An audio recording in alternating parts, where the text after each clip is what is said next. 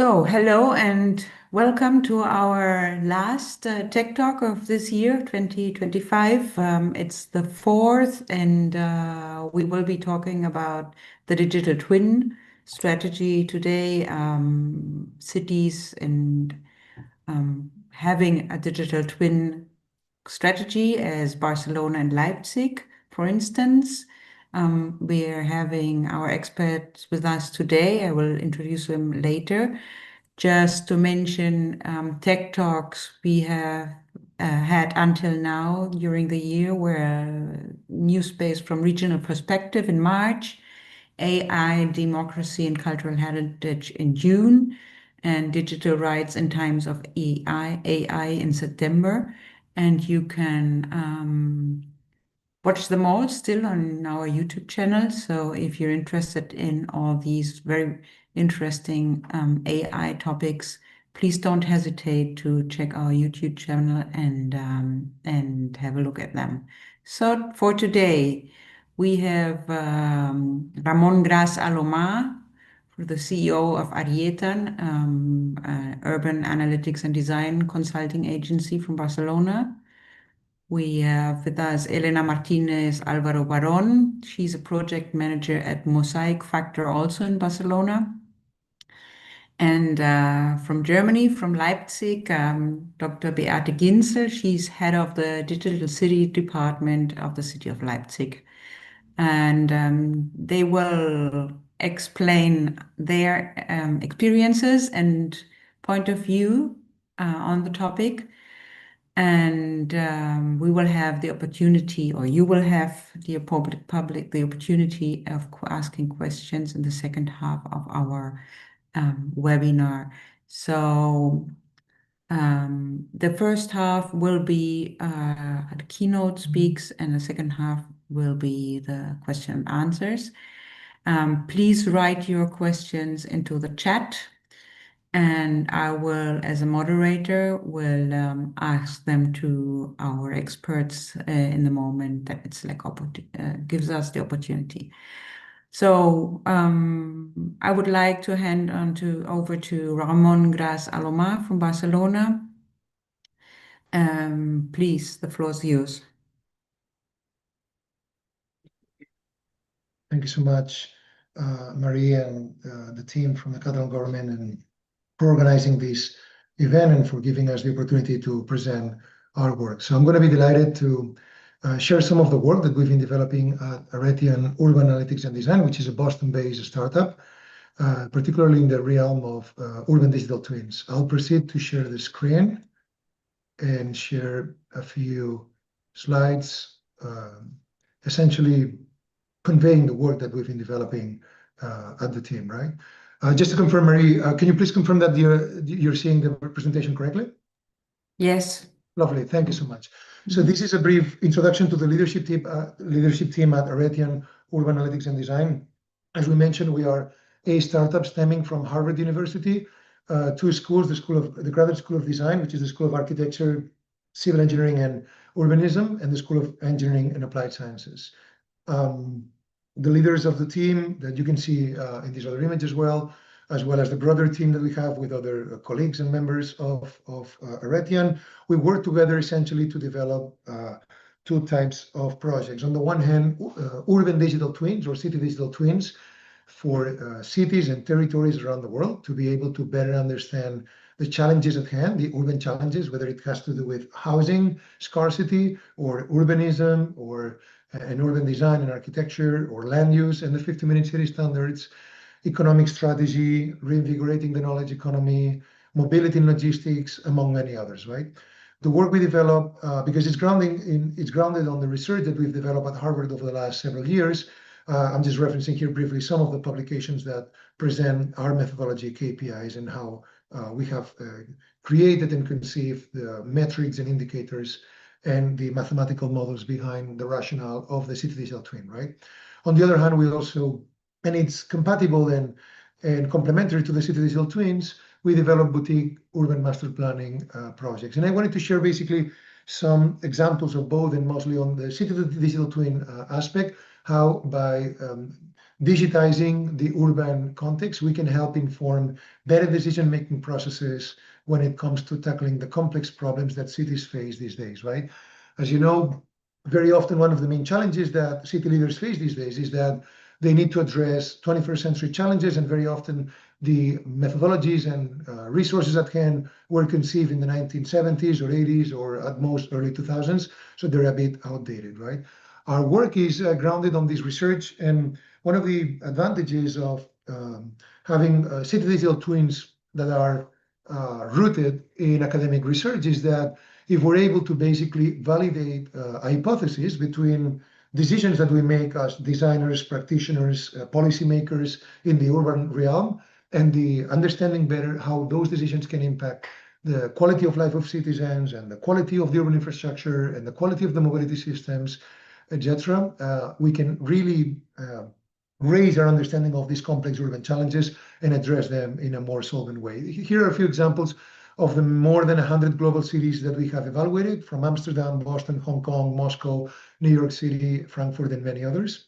And being able to validate a number of hypotheses that establish the relationship between urban infrastructure and urban design, economic policy making, mobility strategies, and the impact that those have on the well-being of citizens around the world, right? And then we can identify patterns that can help us understand better the problems at hand. Here we have a few of the urban development typologies that we have identified, globally speaking, evaluating cities in North America, Europe, Latin America, the Middle East, Sub-Saharan Africa, Asia, and the rest of the world.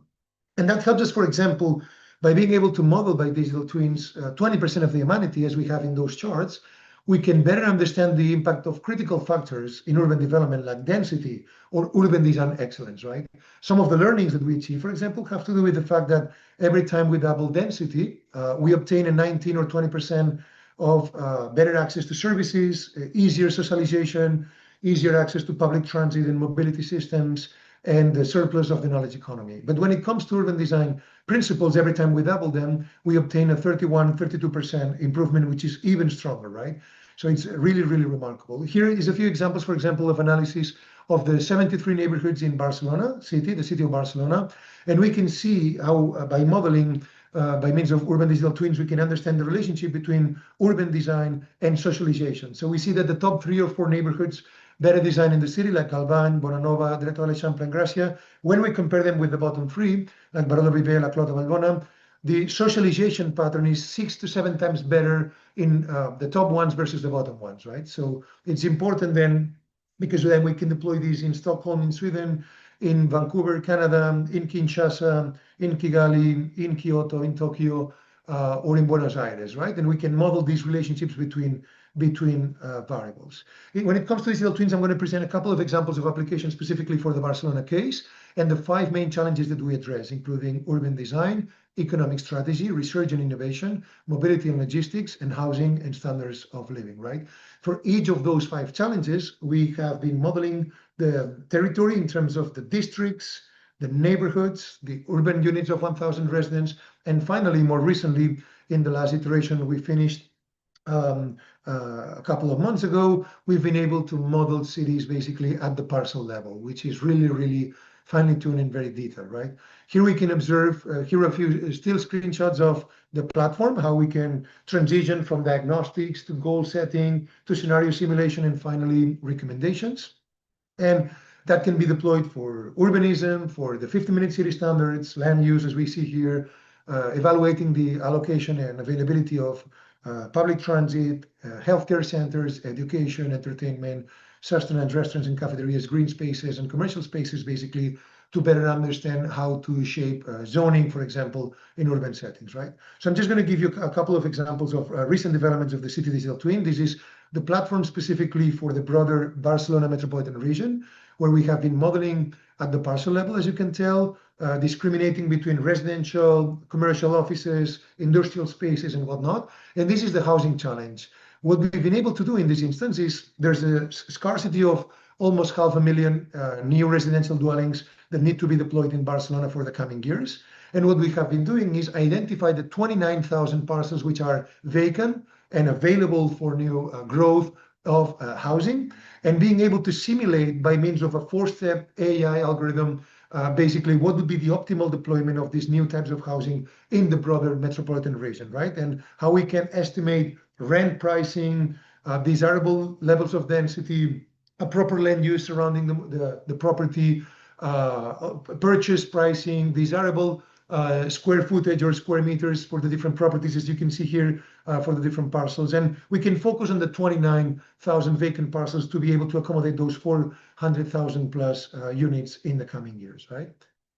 I will show you also a couple of other examples that illustrate other challenges. This is the one that addresses for example, research and innovation. So we are able to, economics. So we are able to map how different universities collaborate with one another, whether it's UPF, UPC, UB, Universitat Ramon Llull, the private centers, the public and private centers and research centers across the territory, and how they can relate with the startup scene and with innovative companies in the territory, right? And we can also model the networks of collaboration between researchers, where every node is a person, a gentleman or a lady, and how they work with one another and how they produce new patents, new products, and new services, right? To be able to better understand the knowledge economy. Another example, for example, of the application of the city digital twin has to do with mobility and logistics. So we've been able to map in real time all the public transit systems, whether it's the bus network, the underground metro network, the high-speed rail, the Catalan commuter rail system, et cetera, right? And being able then to start identifying potential, matching the demand and the supply of these different mobility systems to be able to identify mismatches and how we can basically improve the allocation of these types of services, right, across the board. So here you can see a few examples of, in real time, the deployment of mobility systems and how the different analyses of the services across the board in different moments of the day can help us better understand the problems at hand when it comes to mobility and logistics, right? For that purpose, a couple of comments as well to wrap up the presentation on the city digital twins in Barcelona. On top of addressing those 5 challenges, we've been able to partner more recently with NVIDIA and Lenovo to take it to the next level and being able to map in real time more and more services and needs, right? How that can be deployed, a very quick example of linking the insights of the digital twin into, for example, boutique master planning. This is in the broader Barcelona metro area. It's an industrial land in Sant Feliu de Llobregat in Barcelona, and it presents a remarkable opportunity for regeneration. And we've been able, with the insights extracted from the urban digital twin, to transition from the diagnostic into the vision for the future, right? So we were able to identify the top industries that could be nurtured and propelled and supported in this area: pharmaceutical, electronics, fashion, and others. Based on data-driven insights from the digital twin, we've been able to understand better the urban form constraints and urbanism, architecture and civil engineering, and how to raise the standards of urban design in this context, as well as the allocation of amenities in this context, right, using the urban digital twin. And as a result of that, we come up with a diagnostic, desirable goals, and then we can transition from this diagnostic into a holistic vision for design. This is conceptual design for the future campus, and a few photorealistic renders derived from the city digital twin that can help represent the type of community that we can build in this environment and the type of context that can be conceived based on this area.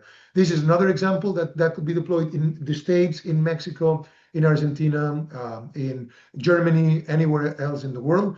And this is basically different examples of application of the very same city science principles and KPIs, transitioning from the diagnostics into conceiving the new development, urban and economic development for this future district. This is in North America, that are built around university and research hospital complex, right? So thank you so much. I'm going to leave it here and delighted to listen what our colleagues will be presenting. Thank you very much, Ramon. Elena Martinez Alvaro Baron, the floor is yours. Thank you. I'm going to share my screen. So let me say if you can see that. Yes. Okay. Let me move this. So can you see that well now? Yes. Okay, so first of all, in name of Mosaic Factor and especially of my CEO, Stefano Persi, I would like to thank you to the Vertretung der Regierung von Katalonien in Deutschland, this invitation. And I would like to explain a little bit about Mosaic Factor. Mosaic Factor is a company, innovation company, that we are expert in artificial intelligence and in big data. And we have a lot of experience in digital twins, we have a lot of experience in artificial intelligence, in synthetic data, in predictive analysis, dashboards, and large language models. We like to create customized solutions for solving problems of the customers, of the end users of the applications. So we say that our motto is that we use data to have a positive impact in society. We are experts in big data, and big data is a very high topic, is very complex. So we go beyond to data collection of data management. We have a data governance a way of working. We take care of the data, about the content, the quality, and also how to explain the results of using this data. When we were invited to this session about urban digital twins, we take a look to the different approaches for digital twins in Barcelona and in Leipzig. And today we saw a very interesting presentation from Ramon. And we were impressed that despite Barcelona and Leipzig, they are very different cities from the morphology. We could find the approach for digital twin some differences, but also some very common points of view. We found very digital twins citizen-driven and also data-driven. As we are from innovation, we like to, when we develop tools, we like to take a look to the trends, and especially in digital twins and cities, what are the trends? So I wanted to introduce a little bit what we see. We know that now in the cities there are more electrical vehicles. They are more efficient and friendly for the environment. And these electrical vehicles, which can be software-defined vehicles, they will be interacting with autonomous vehicles. And autonomous vehicles, they don't have any driver, but they will be sharing a similar space. Then also we see that there is an increasing number of artificial intelligence applications, and there is a need that these applications, they have explainability, that they are trustworthy artificial intelligence. Also, we see that there are more cyber risk, and the people, they are concerned with their data, and that is very important because digital twins, they need real data to be updated. So this is something to be addressed, the data privacy concern. We see also that there is a need in the cities for energy consumption reduction. And there is an increasing number of bikes, which are vulnerable road users. And the concept of digital twin is expanding, so we can have new uses. I would like to focus, for instance, in Barcelona, because Barcelona has a coast and has a seabed. So this is something that it can be also a digital twin. The concept of digital twin is expanding. We have some trends like cityverse, like using our visual language models, like the city as a brain, and and also mobility as a service. And the final point will be that there is a high volume of data, and for this data we will need governance, and we will need interoperability. I would like to give you some examples from Mosaic in the development and our experience related to digital twins and cities. So I spoke, we have cities and we have in these cities electrical vehicles. They can be software-defined vehicles. So within the context of the Twin Loop project, which is a project that is funded by the European Union, where Mosaic Factor is the coordinator, we are creating individual my EV electrical vehicle digital twin. We call that my EV digital twin. And this digital twin will be tested according cybersecurity and also user profiling conditions. And we are connected this digital twin with different tools, and one of them will be a tool developed by Mosaic, which is artificial intelligence tool using explainability for a better range forecasting of the battery.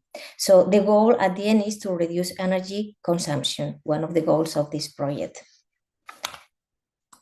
We spoke about electrical vehicles, and we have also autonomous vehicles. Autonomous vehicles need to function in any city, in any traffic environment and conditions. So we need to have scenarios, data space scenarios to test these autonomous vehicles with real data. So for instance, imagine we have recorded with some sensors in the cities, some data scenario from the city of Leipzig, maybe in Schillerstraße, and we want to see if this scenario can be is applicable to Barcelona. So a Mosaic Factor is developing a tool using artificial intelligence that is able to identify coincidence elements, missing elements, also dynamic factors or semi-static factors, and will be able to define what is the representativeness of this scenario applied to another region. And this is a very important project also within the context of Synergies project, also funded by the European Union. We are speaking about data. That is very important. If data doesn't have the right quality, we cannot have a good results using this data.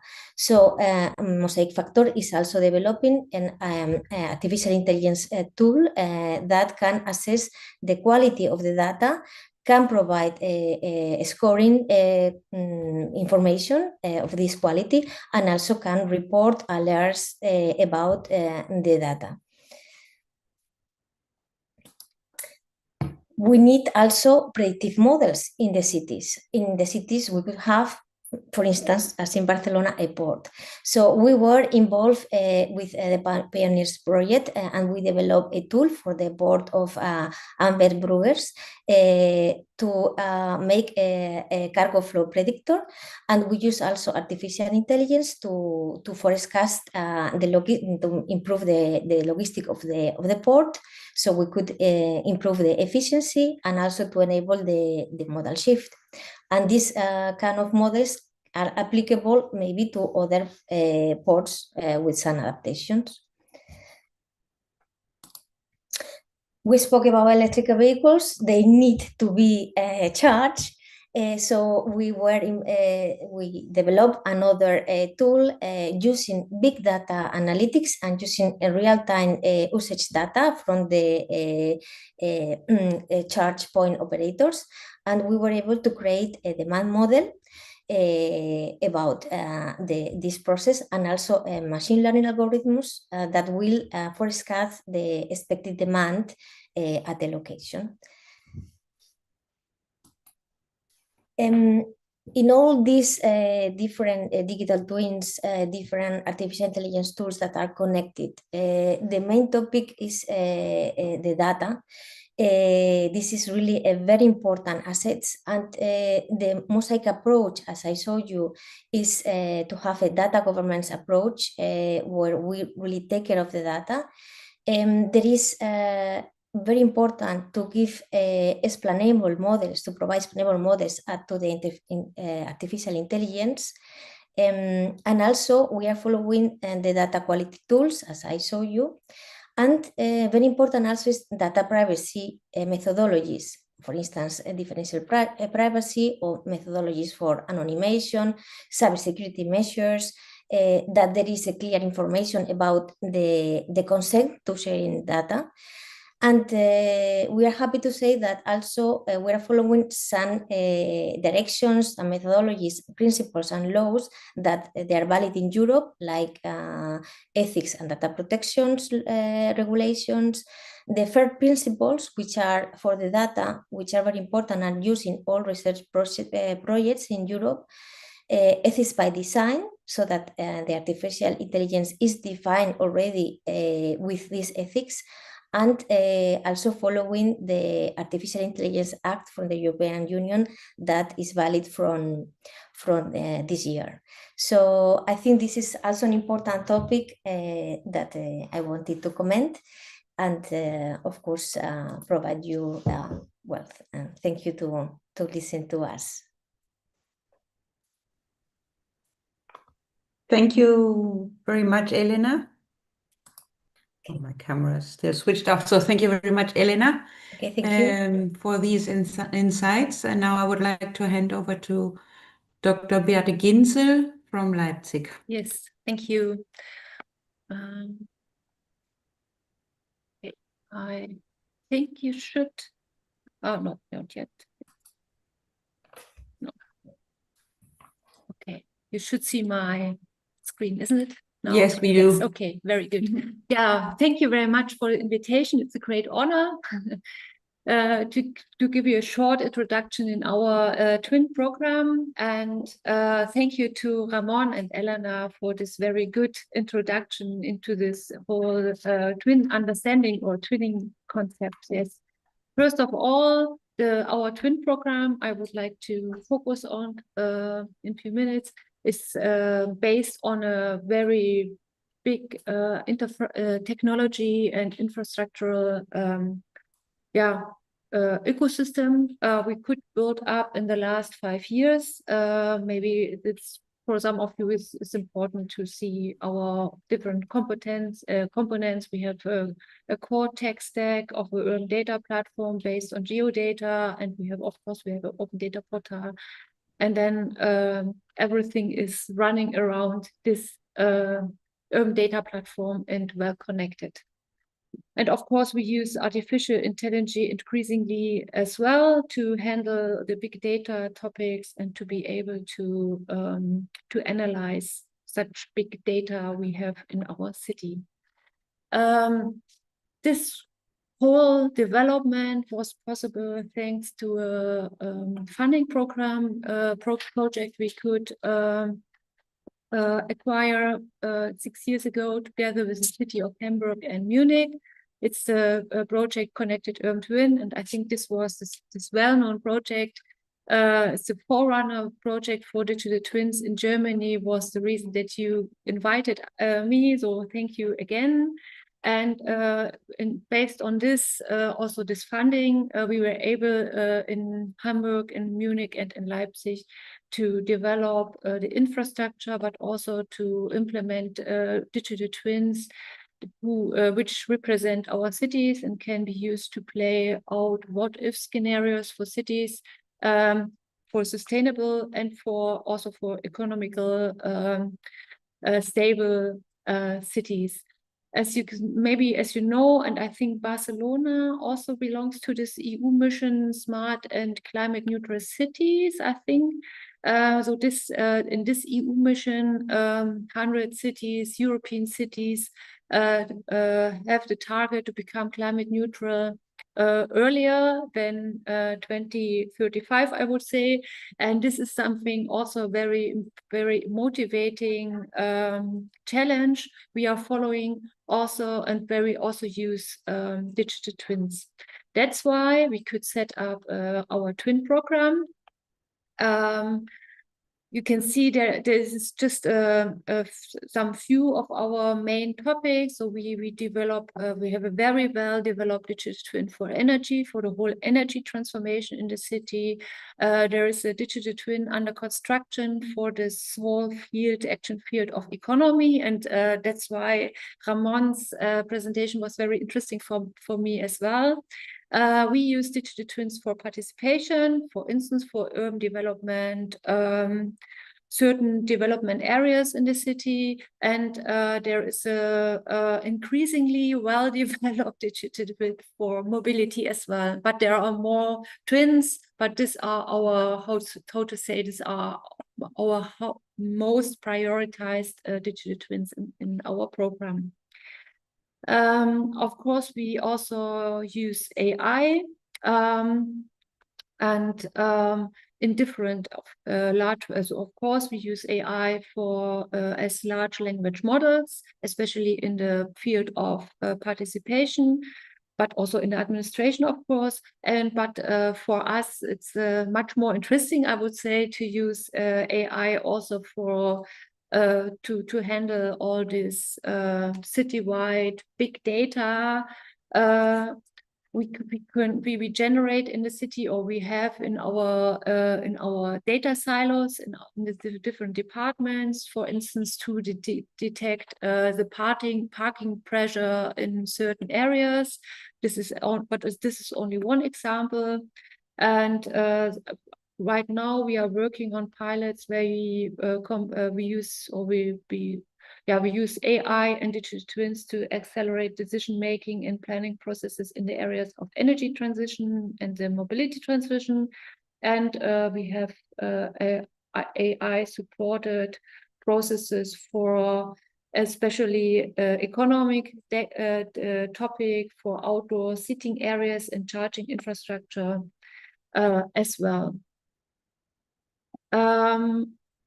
Additionally to this, I just want to show you some screenshot of our dashboards we provide to our colleagues in the planning departments. I already recommended our energy atlas, energy twin, which is used by not only by the administration but also by the public utilities. So all actors who are mainly involved in the energy transition of Leipzig use the same digital twin, and this, of course, brings a lot of advantages, and we are able to answer questions like, how does consumption behavior change in a hot summer? Are we prepared for a very cold winter? Where does electricity come from in a dark lull? What we have had in the last autumn or last November, we had a dark lull, so this was very interesting to focus on this question as well. So then there are another digital twin. There are more digital twins, but another digital twin is focused on social infrastructure for kindergartens because of Leipzig was a very dynamic growing city in the last years, but now it's the dynamic has decreased. So we are still growing, but there are areas in the city which are, I mean, a little bit shrinking as well, but there's a side-by-side of shrinking and growing so it's very important to know what is the current capacity utilization of the in certain locations of kindergartens, what are the catchment areas, how far are the children's journeys to the kindergarten, because of I think in Barcelona you have some regulation regarding the distances, and where do new nursery schools have to be built, and this is a new question we have to ask ourselves, I think, where do old nursery schools or kindergartens have to be closed? So this is a question we haven't had in the last 10 years. There was a very dynamic planning and construction program for new kindergartens. And since 2 or 3 years, we have a good, well-balanced offer capacities of kindergartens and births of children. But now we can see, also based on this kindergarten dashboard, that there are some overcapacities, but in certain areas we still have undercapacity. So the situation is more complex than in the last years when it's just growing. Now we have to handle a side-by-side of shrinking and growing. Of course, we use in our twin program, we also implement more and more real-time data, just to, for instance, we sensor data, just to be able to respond quickly to changing conditions, for instance, in the field of traffic, weather, or public safety. But with our IoT infrastructure, we also want to attract businesses and innovation through a smarter infrastructure and services we provide to businesses as well, to optimize and use our public resources. That's why we use sensors as well in the field of energy, provision, water, or transport systems, and to support rapid reaction in case of accidents, natural disasters, or security incidents, and so on and so on. So there are many different advantages of using real-time data, as you know, in Barcelona as well. As I said already, we apply AI, for instance, for the parking space analysis, but also to analyze bicycle data. In this AI for this parking space analysis, we combine data from airtime data, but also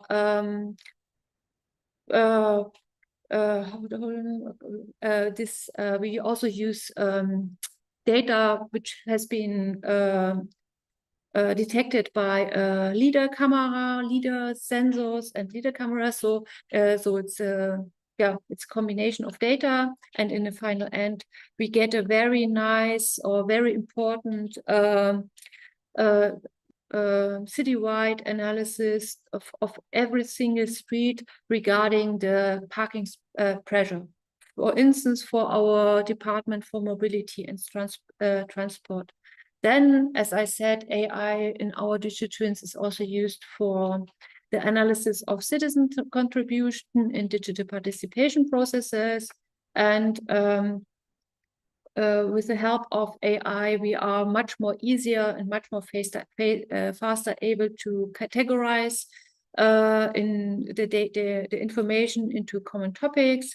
And of course, there we use natural language processing models. Yes, and what is maybe it's important, digital twin our digital twin program, as any digital twin program in other cities, is a big cooperation and negotiation processes. Maybe everybody is something what you recognize as well, that developing a digital twin is 80% is bringing the actors together and just to find out what questions has to be answered by using the twin, by using AI. And that's why for us it was a very big and important milestone to open up our Smart City Lab in almost 2 years ago, and just to build up a cooperation or co-creation and innovation community, and where we can meet our innovation partners, but also where we can invite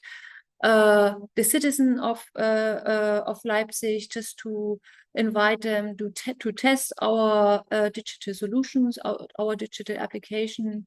And so this Smart City Lab is also a very important, even if it is an analog part, but it's a very important part of our digital twin program. And maybe, I don't know what are the participants of this tech talk, but our digital city unit is every time very interested in international and city cooperation, because based on these cooperations, every time we learned a lot, and we could also increasingly replicate solution from other cities, open source solution to Leipzig, but also the other way around. So that's why don't mind to contact us, and we are every time happy to share our knowledge, but also to learn from others. Thank you very much. Yeah, thank you very much. That is so enlightening and so interesting talks. Living in a city is something that affects us all. And therefore it's very interesting to know about like the future of cities and how it's planned. Elena, if you would like, you can open your camera so we see you, and I would hand over to the public. So we have two parts of the public. One is following us online on in real time and on YouTube, and the other is here in the Zoom room. For all on YouTube, you can ask your questions in the chat. And for you all in the room here in Zoom, you could just raise your hand and open your camera and ask your questions if you like. So, are there any questions?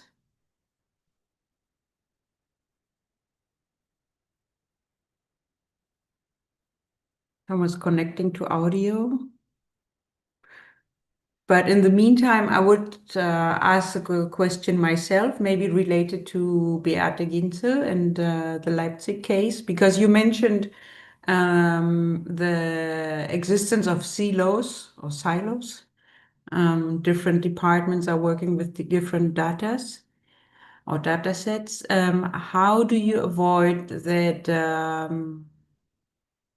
each department is working on its own and wouldn't share, or because they are, there's a problem about, or a topic about silos that they are not connected, or it's difficult to connect them. So how do you overcome this issue? Yeah, okay. In our understanding, silos are not bad as long as they are interconnected and as long they follow some regulation and standards regarding the provision of data, regarding the interlinks between the silos, and that's why, of course, there are still very bad silos which are not connected. But during our twin program, during our twin program, we are step by step. We interlink the silos via our data platform, and so in the last days we also finalized our citywide data strategy, where we also define requirements and regulation to the provision or also to the data management of different silos. But for the understanding of our colleagues in these different departments, it is also important to know that they have their silos and they will provide their data. But let's say this also has to do with the understanding that only the planner of mobility department are able to evaluate the quality of the data and also the relevance of the data, and that we want to respect their competencies, and then they will be involved in the development of digital twins from the very beginning. And that's why we also guarantee that the data can flow and that the data can be provided after the implementation of the digital twin, that the data also can be provided to the public more and more. Okay, thank you. Ramon and Elena, is there anything you would like to add?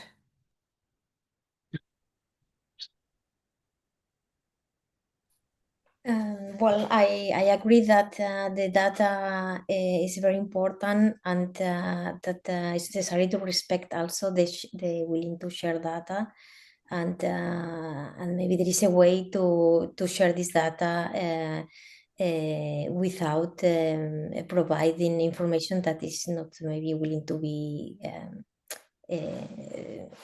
have together. So there are ways technically to do this. So I will say.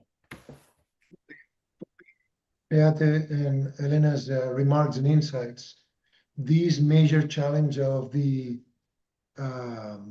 siloed nature of the data-driven processes is a big challenge, right? And it requires a bit of a cultural shift. And I want to tell a brief anecdote from a few years ago when we were doing research, and there were 3 schools involved. It was the School of Design, Engineering School, and the Business School. And they all had a little bit of a one-dimensional approach where The design school thought they were the only creative ones. The business school, they thought they were the only ones that know how the world works. And the engineering school thought they were the only ones that understood the rigor of the analysis. And I think it requires a fair amount, I'm talking about Boston, right? It requires a fair amount of generosity and interdisciplinary work to be able to acknowledge the contributions of the different technical teams and to avoid these one-dimensional approaches, right? And to focus more on collaboration and being able to tackle problems in a collaborative way. So I think what Beate was mentioning now a moment ago of this big effort to integrate mobility with other urban challenges is critical. It takes a lot of effort.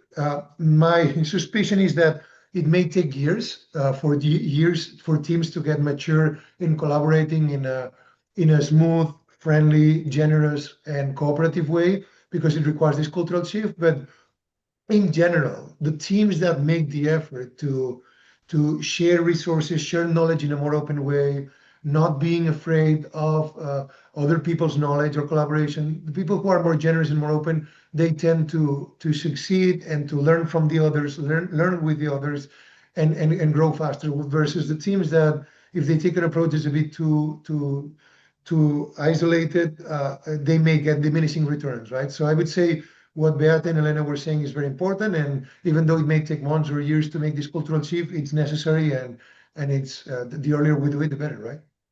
Yes, thank you, Ramon. It's exactly our experience. Thank you. Yeah, there is a saying: if you want to walk fast, you have to go alone. If you want to go far, you have to go together, and this is our experience. Yeah, exactly. Mm.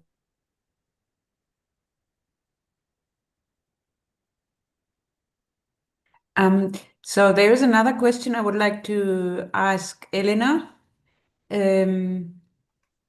Maybe could you shed a light on what is the AI black box and how does it relate to explainability? Okay, so the artificial intelligence, they are complex models and they provide decisions that they cannot be understood so easily. So the interpretability of these decisions is very difficult. I would like to put the example that it happens to me some time ago that when you are driving a car and you have a navigator system and maybe it calculates a new route towards somewhere, and then you were in the highway, and then you go almost cross country, and you don't know why. But suddenly you are directed in this direction, and maybe you don't like this kind of roads because you prefer the highway, even if it's more slowly. In this case, because there are too much traffic. So if we use explainable artificial intelligence, instead of that, they will give you the reasons why this new route was calculated and also giving you the option to decide if you really want to go ahead or maybe to remain in your path. Also, when it's a complex thing, you will need maybe dashboards that clarify you how is the reasoning behind. So it's very important so that we have acceptance of artificial intelligence, that this kind of explicability is included into the artificial intelligence. That will be the idea behind. Yeah, I think that was really clearly explained. Thank you. But I just wanted to maybe for our public to leave some topics clearer. Yeah. And Ramon, here's a question for you. So now we're seeing an increasing shift of authoritarian tendencies in politics. How can we prevent digital twins from being used maliciously at a time and also hybrid threats are on the rise and cybersecurity plays an increasingly critical role?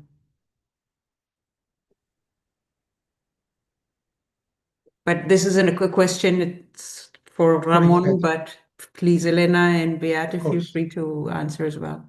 Of course, I'm happy to get the ball rolling, and then Beate and Elena can add a lot of contributions. So, I mean, that's a major challenge, and we can also turn it the other way around and say, look, if there are potentially authoritarian or liberty-killing tendencies in all around the world in general, right, of different trends. Maybe the proper deployment of urban digital twins, ensuring this safety and security management of the data to preserve the privacy of the citizens, among others, could be great tools precisely to facilitate the public discourse in a more democratic and a freer society, right? So one of the things that we observe in general is that totalitarian regimes, they tend to be opaque, they like to hide information, they like to manipulate it, but in general, societies that accept more the free flow of information, as long as does not affect the citizens' privacy and it just general interest information, that can be enriching for everybody. So in our experience, at least, what we've seen is that we have some good news in the following sense.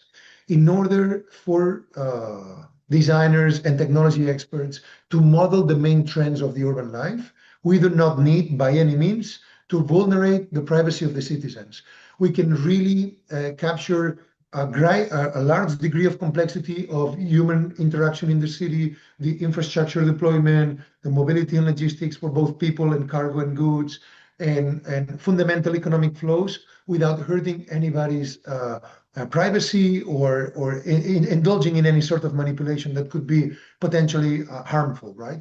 So the good news is that we don't need to get to that level to really understand the major trends. What is critical, though, is that if we require, and it's necessary to some extent, some degree of legislation, norms, and law systems to create a system that preserves that, it means that there's going to be a need for both politicians, policymakers, and lawyers to understand, at least to some degree, the technology that they're regulating about, right? Because if they're not really familiar about them, it sounds like strange magic for them. It's going to be impossible for them to regulate something that they really barely understand or they don't understand at all, right? So obviously, it does not mean that all the lawyers will need to be fully fluent in what Elena was mentioning now, the difference between the black box analytics versus the traceability types of algorithms, which are, by the way, the latter ones is the ones that we tend to use systematically because the neural networks and their derivatives are useful for certain conditions, but if not, they should be avoided because we don't know what's going on, right? But I think the good news is that we don't need to get to the level of intrusion to create useful models. And a second point that I would suggest is that it would be great that lawyers and policymakers are fluent and familiar at least with a modicum of knowledge of how these systems operate, so that when they regulate them, they're protecting the citizens' freedoms and dignity. Yes, great. Thank you. Beate and Elena, you want to add something? I just can, this is exactly what Ramon said. And I mean, as you know, Germany has the most strict data protection rules in the world. So regarding this, we also, I can say it's very good that we do have this regulation, this laws, and it's very good that other governments in the world start to adapt or to replicate those rules as well. And this is what Ramon also said, is for urban development decision-making processes, we don't need the individual data of our citizens. So this is nobody has to be afraid, because we every time find solution to aggregate data, to combine, to say, okay, let's use data at a district level, whatever. So there is, you just have to be, how to say, a little bit creative, and there is, we don't touch any data security restrictions in the case of urban development with our twins. Yeah. Maybe I would like to add to what was said, that there are methodologies to protect the data privacy. Differential privacy was one of them that exists since 2006, so it's a long time, and now it's being implemented more and more, and it's very good that there are policies that encourage this implementation.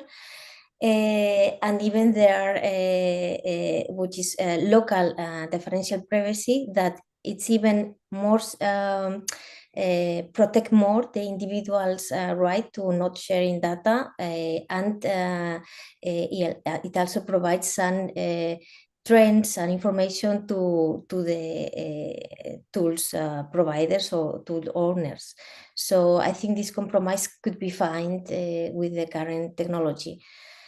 And also I think that besides this, that the technology enables us to do measures to protect the privacy, is very important. Education is very important at all the levels, from the young people using technologies and models to the legislators, or maybe to people with responsibility. I think the understanding what is the use of the data we share is very important, and only with education we can understand what are the really threats, and maybe we can really be confident sharing data and when not.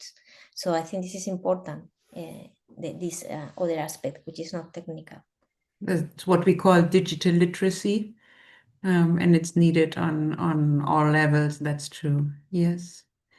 So as there are no more questions and we arrived closely to our hour of the Tech Talk, to today's Tech Talk, I would like to thank you very much for all these very valuable insights you gave us. It's a continuing and ongoing process. We are just starting to see digital twins for cities. But I'm convinced that it's the beginning of a new era of urban planning, and could be a great support for political decision making in the future, and hopefully also for improving democracy and participation. So thank you very much again, Beate Ginze, Ramon Gras, and Elena Martinez, for participating. Thank you to our public. You can, as I said in the beginning, access anytime again at the YouTube channel to see the webinar again. And yes, please keep all the questions coming to our experts whenever it's needed. Thank you very much and goodbye. Thank you. Thank you. Bye-bye. Thank you. Thank you. Great pleasure. Thank you so much.